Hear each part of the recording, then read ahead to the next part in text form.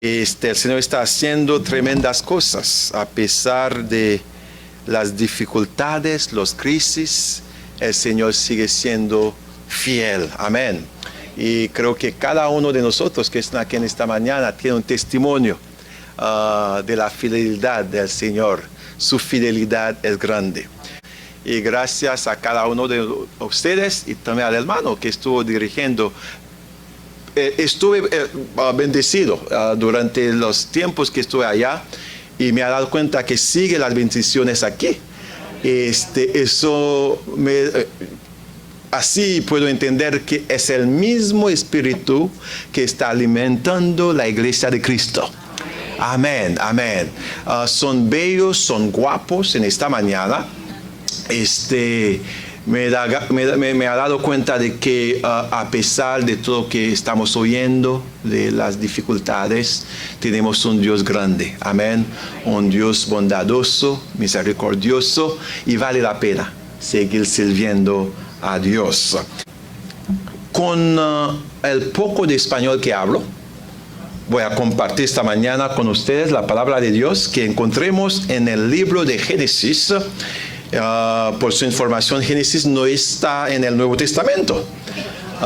Es el primer libro.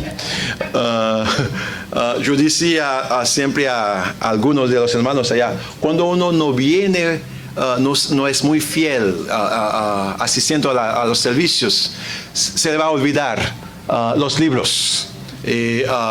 También después de terminar la oración van a tener que hacerle porque se le pierde todo. Pero yo sé que son muy fieles, van a encontrar el libro de Génesis, es el primer libro de la Biblia, y vamos a leer el capítulo 6. Esos detalles son muy importantes. Quiero que sigan conmigo, mientras que voy a leer con voz alta estos versículos. Son 21 versículos en el del capítulo 6. Una historia que son muy conocidos, pero en esta mañana estoy siempre 100% seguro que el Señor tiene algo muy especial para su iglesia. Aconteció que cuando los hombres comenzaron a multiplicarse sobre la superficie de la tierra y les nacieron hijas, los hijos de Dios vieron que las hijas de los hombres eran hermosas y tomaron para sí mujeres de entre todas que les gustaban. Entonces el Señor dijo: mi espíritu no luchará para siempre con el hombre, porque ciertamente él es carne, serán pues sus días 120 años.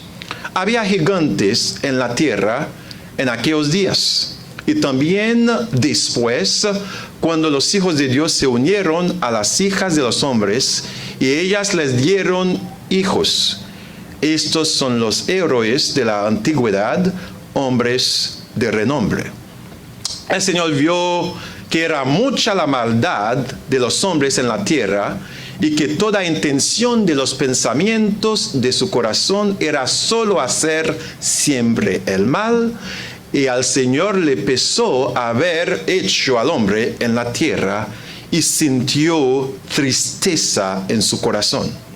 Entonces el Señor dijo: borraré de la superficie de la tierra al hombre que he creado, desde el hombre hasta el ganado, los reptiles y las aves del cielo, porque pesa haberlo hecho. Pero Noé halló gracia ante los ojos del Señor. Estas son las generaciones de Noé. Noé era un hombre justo, perfecto entre sus contemporáneos. Noé siempre andaba con Dios.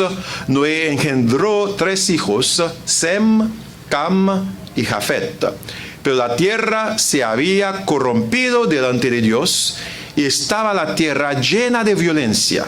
Dios miró a la tierra y vio que estaba corrompida, porque toda carne había corrompido su camino sobre la tierra.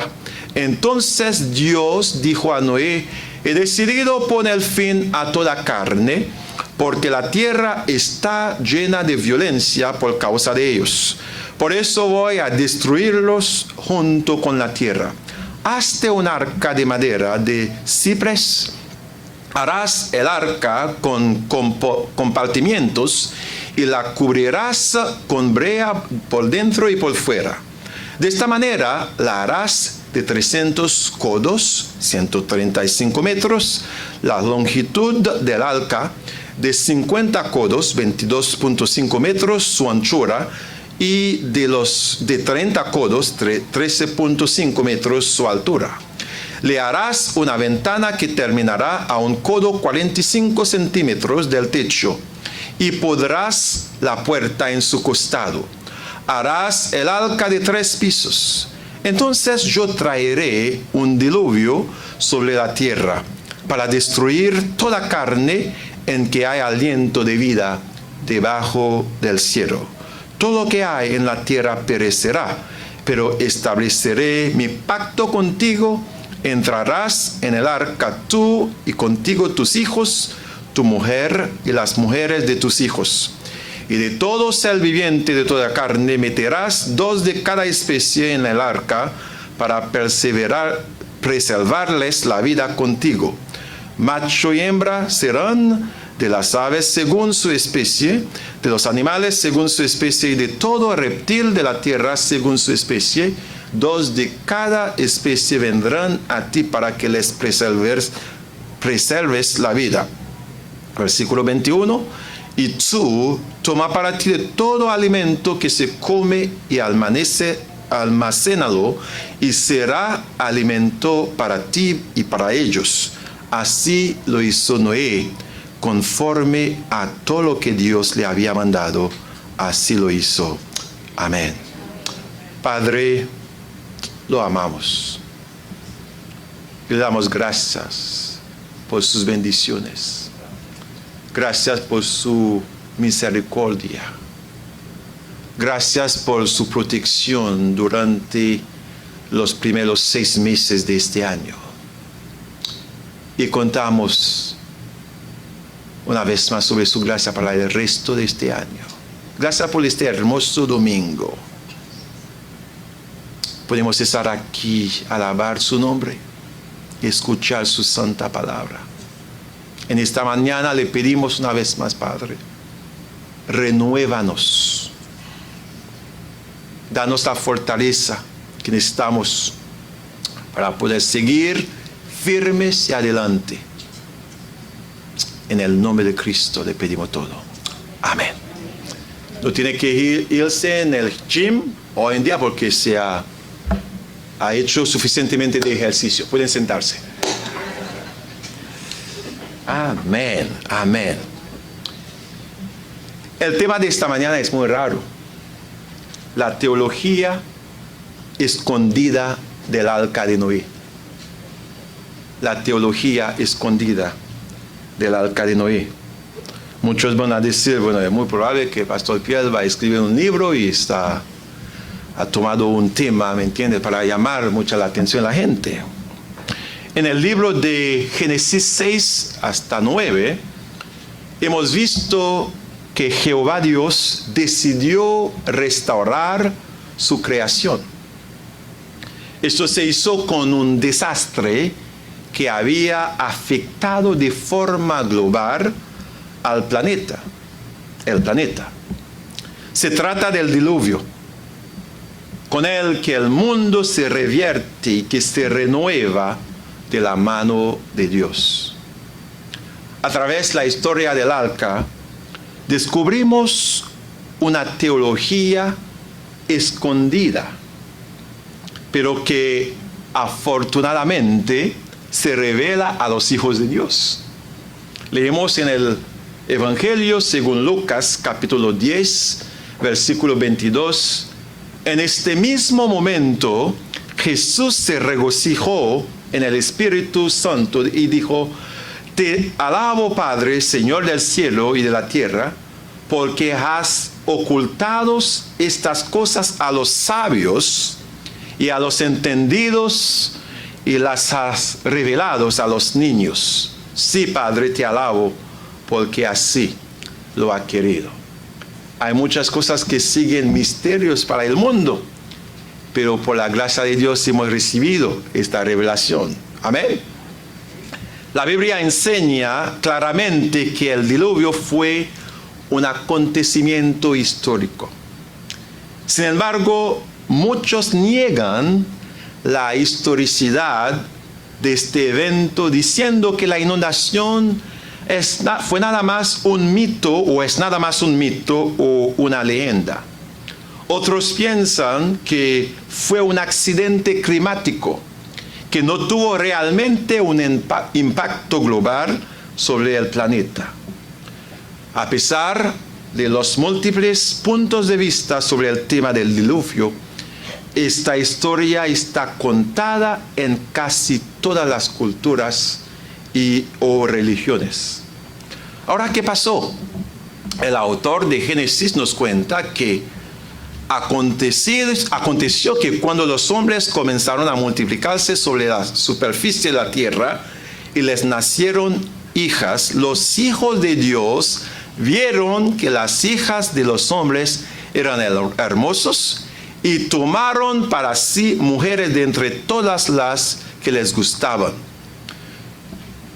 Eso es muy confuso, ¿entiendes? Muchos piensan que eso quiere decir que los ángeles tuvieron relaciones con las hijas de los hombres, los humanos, y tuvieron hijos, y fueron estos hijos que estuvieron gigantes durante el tiempo antiguo, el tiempo pasado.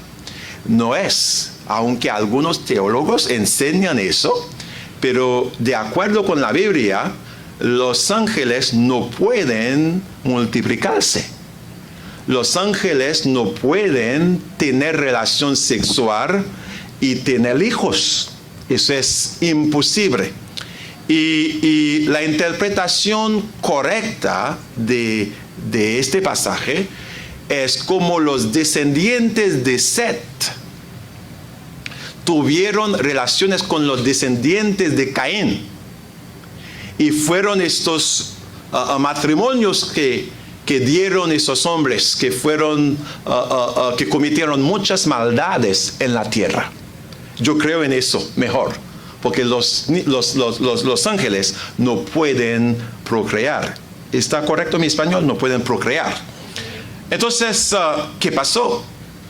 La Biblia dice que en el versículo 5, el Señor vio que era mucha la maldad de los hombres en la tierra. Entonces, maldades no ha empezado en este siglo o en este tiempo. Después del pecado, empezó las maldades entre los hombres. Y el Señor vio que era mucha la maldad de los hombres en la tierra y que toda intención, eso fue muy malo, toda intención de los pensamientos de su corazón era solo hacer siempre el mal. Parece que el tiempo que estamos viviendo estamos acercando a esta misma época. La única diferencia es que la iglesia de Cristo está todavía en la tierra y que hay diferencia. Pero hoy vivimos lo mismo. Los pensamientos, los corazones están dirigiendo solamente, gracias hermano, hacia el mal. Y al Señor le pesó haber hecho al hombre en la tierra.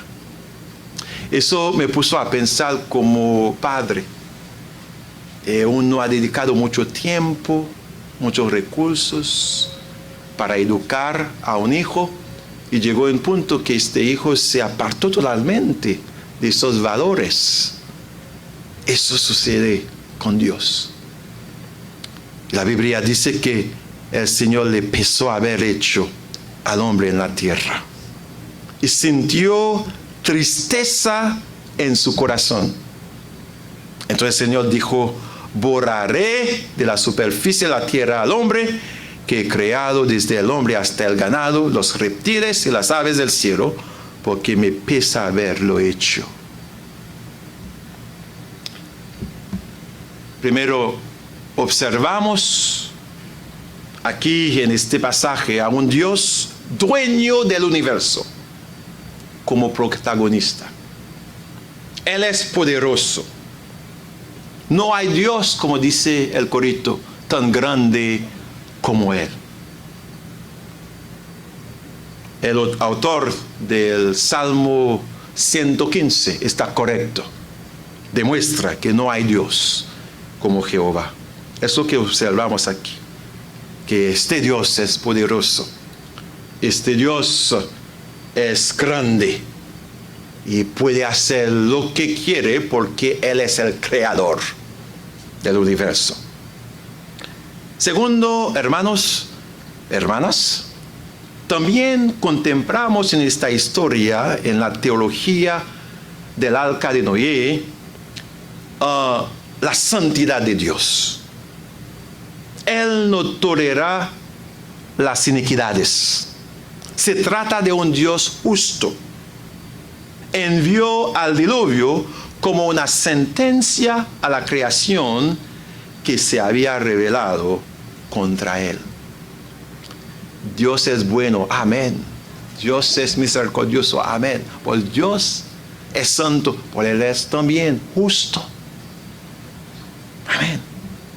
Dios ama, repitamos muy seguido, que Dios ama al pecador, pero odia al pecado. Eso observamos en la teología escondida del arca de Noé. Observamos un Dios grande, un Dios que es dueño del universo, un Dios poderoso.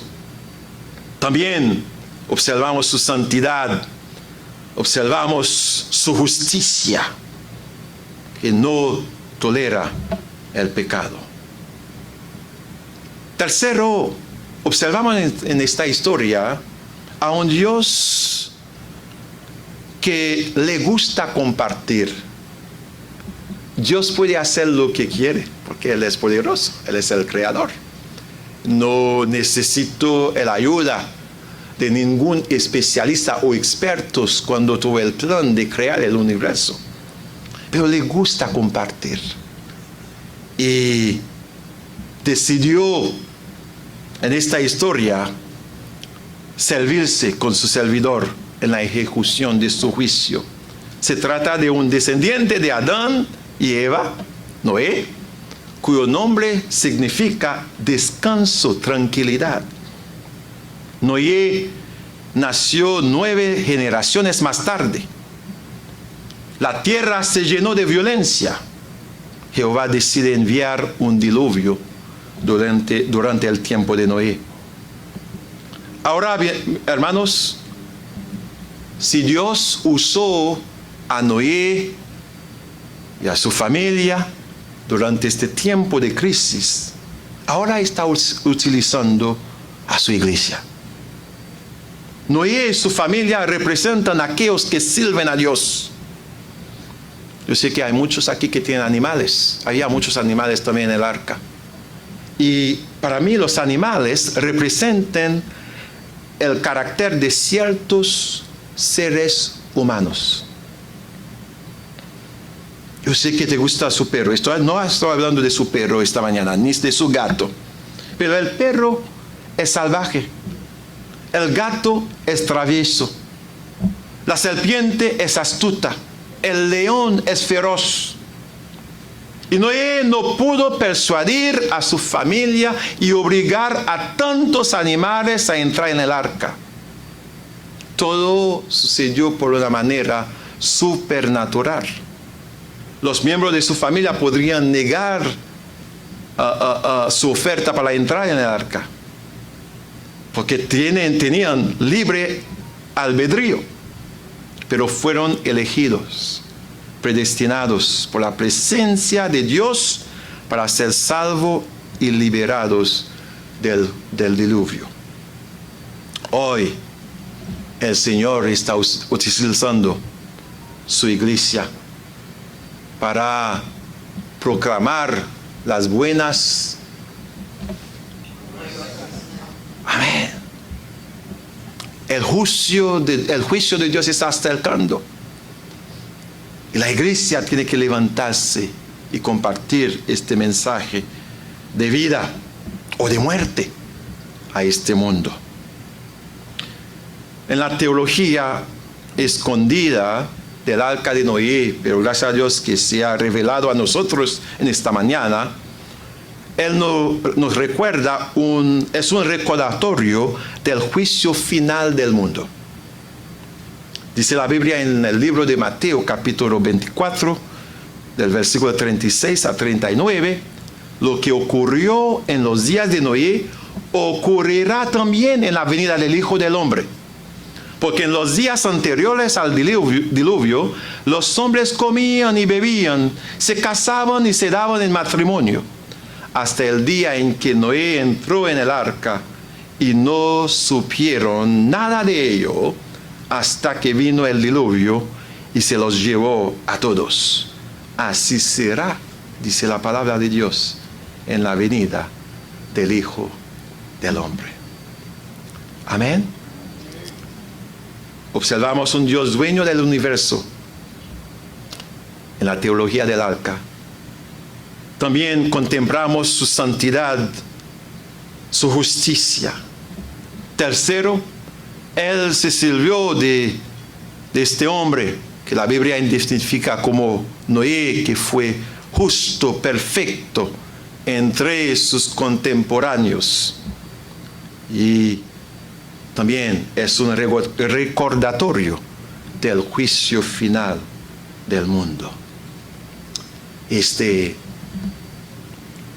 Muchos piensan que Dios es tan bueno que no puede juzgar la humanidad, que no puede juzgar el juicio.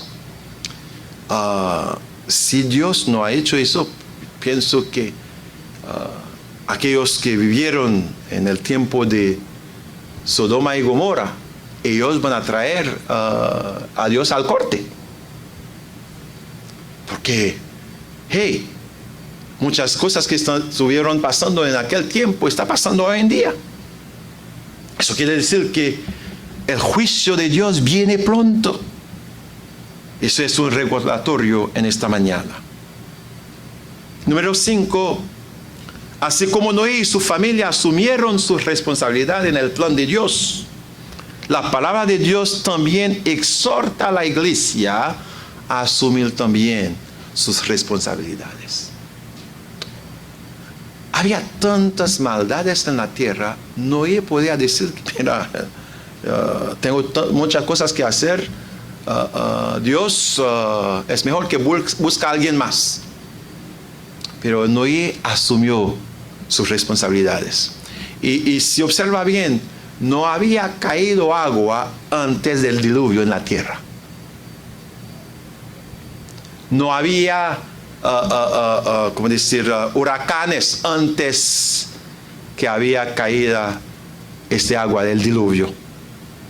Entonces, Noé podría empezar a discutir con Dios, pero ¿dónde, cuándo, cómo va a suceder eso?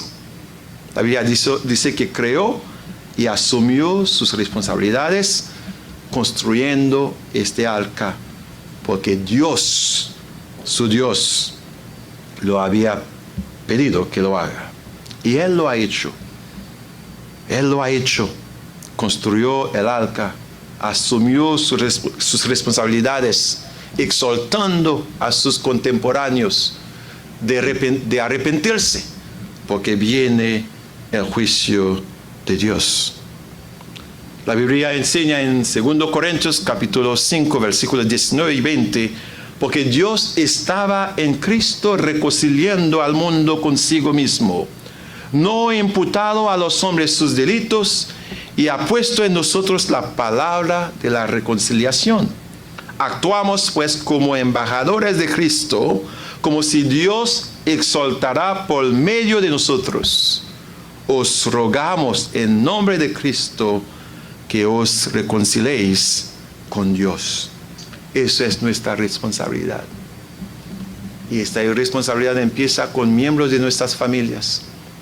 A muchos de ellos que no conocen todavía a Cristo.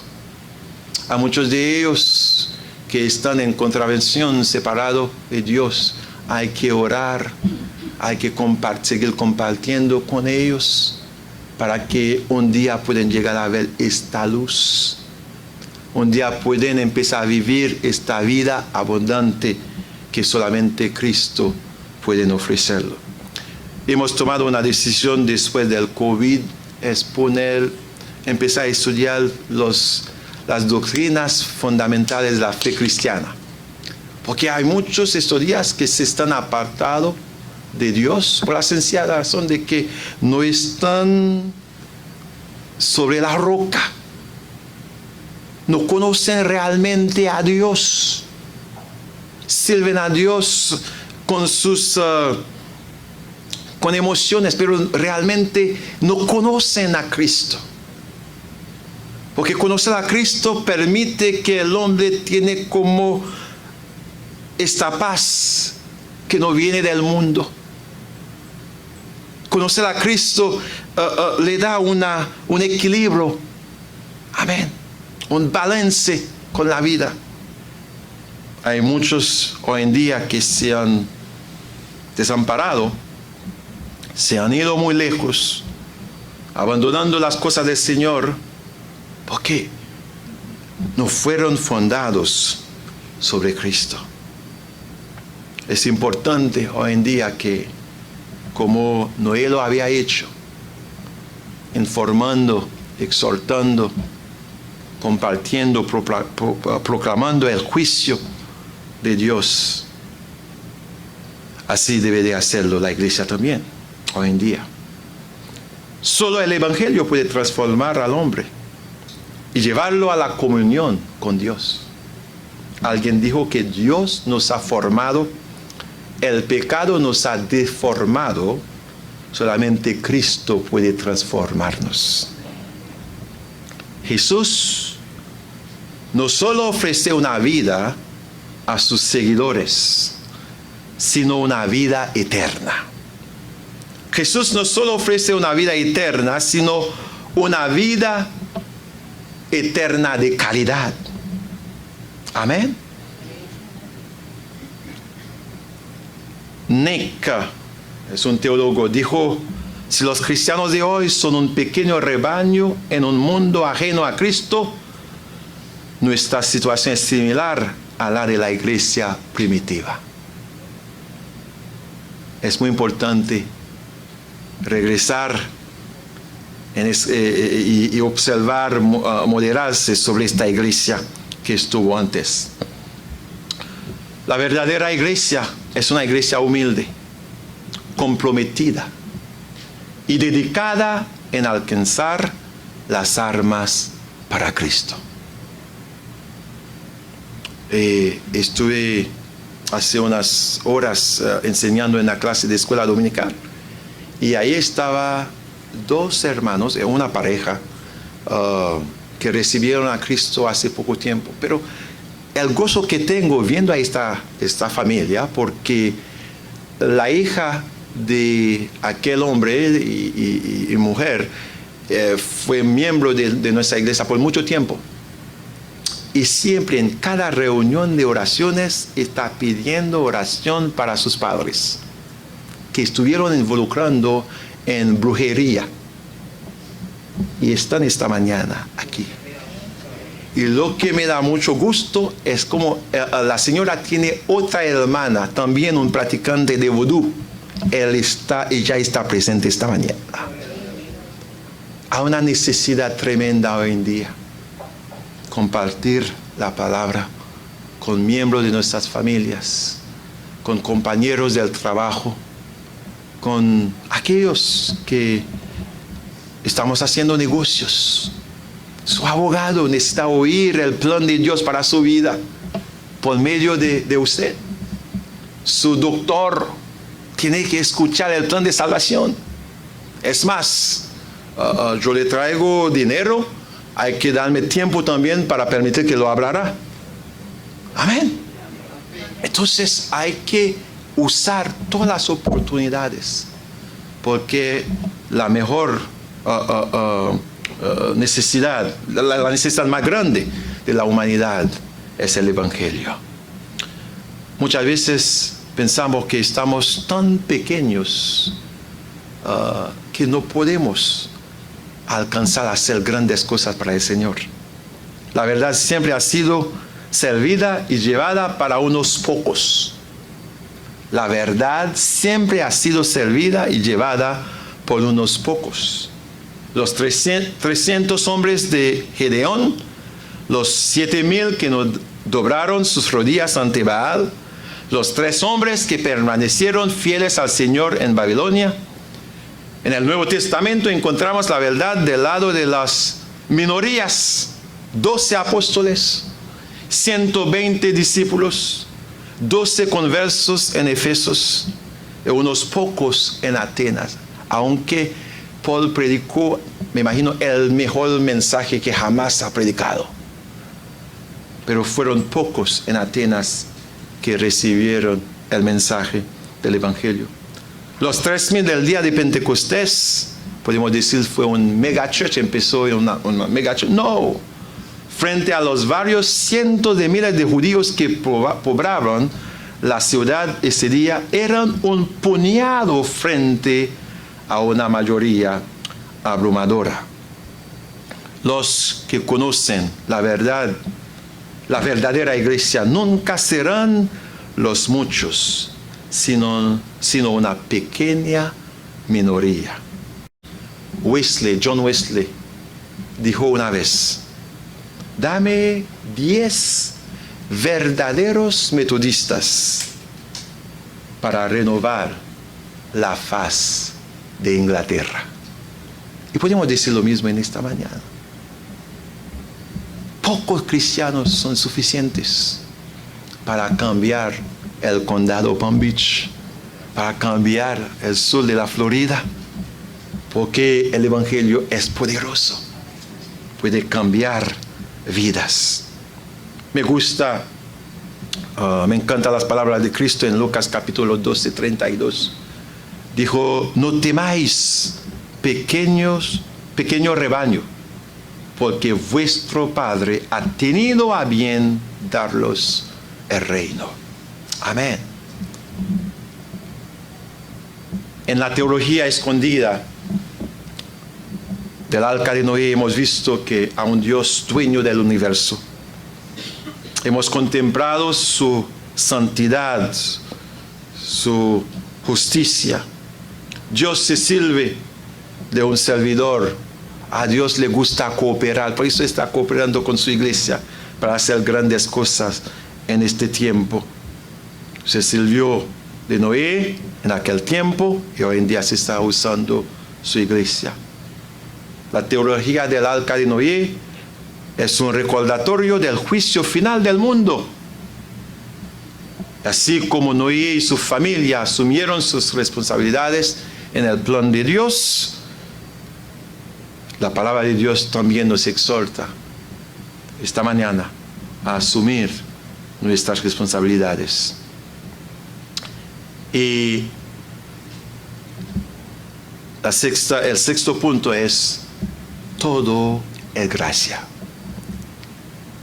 Todo es gracia. Me encantó mucho el último himno que hemos cantado esta mañana. Recibimos todo por gracia. Dios tenía derecho a eliminar todos los seres humanos y empezar una nueva creación. Él tenía derecho para hacerlo, pero hemos visto su gracia. Salvó a 8 personas. En esta mañana estoy viendo a los hijos, a las hijas de Noé. Amén. 8 personas Dios les usaron para poder procrear la tierra. Eso es gracia. El arco iris demuestra la gracia de Dios, que jamás voy a destruir la tierra con agua. Todo es gracia. Noé no fue salvo porque era un hombre justo, perfecto. Hay muchos que dicen que no necesito el Evangelio porque yo no he cometido ninguna maldad. Yo no he robado ningún banco en mi vida. Muchas piensan que pueden ser salvos por sus obras. Las obras son buenas. Tenemos que hacerlo. ¿Por qué somos hijos de Dios? ¿Por qué somos salvos? Pero las obras no salvan. Amén. Noé, es importante subrayar que Noé no fue salvo porque era un hombre justo, perfecto. Fue la gracia de Dios. Porque Noé también es un descendiente de Adán y Eva. Tenía esta naturaleza pecaminosa. Pero la gracia de Dios lo salvó. La gracia de Dios salvó a cada miembro de su familia. Y la tercera cosa, la séptima, es importante también que aprovechamos la oportunidad para servir a Dios juntos. Había una unidad entre Noé y miembros de su familia para servir a Dios. Es importante esposos que animan a miembros de su familia a servir a Dios. Es importante padres que animan a sus hijos que sirven a Dios. Amén. Hemos dado cuenta que Noé fue salvo, también su esposa, los hijos y también las esposas de sus hijos. Ellos recibieron el mensaje de Dios, amén, y fueron salvos. Eso tiene que ser una preocupación nuestra cuando observamos que miembros de la familia no está sirviendo a Dios. No le estoy pidiendo esta mañana que empiece a golpearlos para que reciben a Dios. Alguien me estaba contando en Haití, en el sur de Haití, fue hace muchos años, fue unos hermanos en Cuba, en los años 60. Pero en esta región no había creyente. Esos hombres fueron en Cuba, recibieron a Cristo y decidieron hacer un viaje misionero en Haití, yendo en el mismo espacio, ciudad que estuvieron viviendo, y para compartir el evangelio. Pero fueron unos hombres muy grandes, ¿me entienden? Muy musculosos. Ellos llegaron en unas casas. Dije, mira, estamos aquí, con voz muy alta, estamos aquí para compartir el evangelio. Me ha dado cuenta que eres muy pobre, que no tiene ninguna esperanza en su vida. Entonces, esta mañana tienes solamente una opción: recibir a Cristo.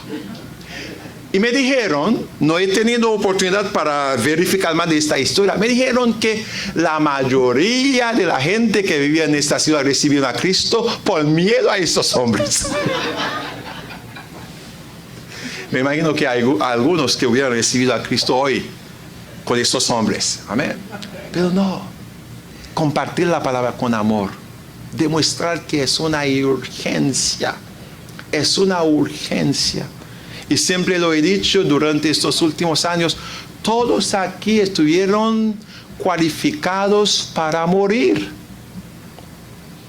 Llegó un virus que nadie podía controlar, no había ninguna medicina. Amén. Pero Dios nos permitió, y hay unos que nunca han sido enfermos, que no han podido sobrevivir a causa del COVID. Entonces, es urgente. La vida no nos pertenece. No tenemos control, no tenemos la llave de la vida. Dios tiene la llave de nuestras vidas. Entonces, hay unas cosas que son muy urgentes que tenemos que hacerlo hoy. Hoy. Doy gracias al Señor esta mañana. Mi esposa está dirigiendo la alabanza. Mi hijo está jugando el guitarra. Mi hija, el keyboard, todos sirviendo. Doy gracias al Señor por eso. Pero todavía tengo unos tías, que no conocen a Cristo. Es mi deber orar con ellos y seguir compartiendo con ellos. Mi madre está ahorita en Canadá visitando a mi hermana, pero tenemos muchas familias allá. Y ella, hemos tenido varias conversaciones estos días, y ella sigue repitiendo lo mismo. Hijo, imagínate que hay muchos de sus tíos, tías, que no están sirviendo a Dios, que no están yendo en la iglesia. Es urgente que seguimos orando por ellos. Eso fue un peso. Yo sentía el peso que tenía en su alma, viendo a seres queridos que no conocen todavía a Cristo. Viene el juicio. También Dios, la misma forma que ha juzgado esta generación, la generación de Noé, que ha juzgado la generación, los habitantes de Sodoma y de Gomorra, también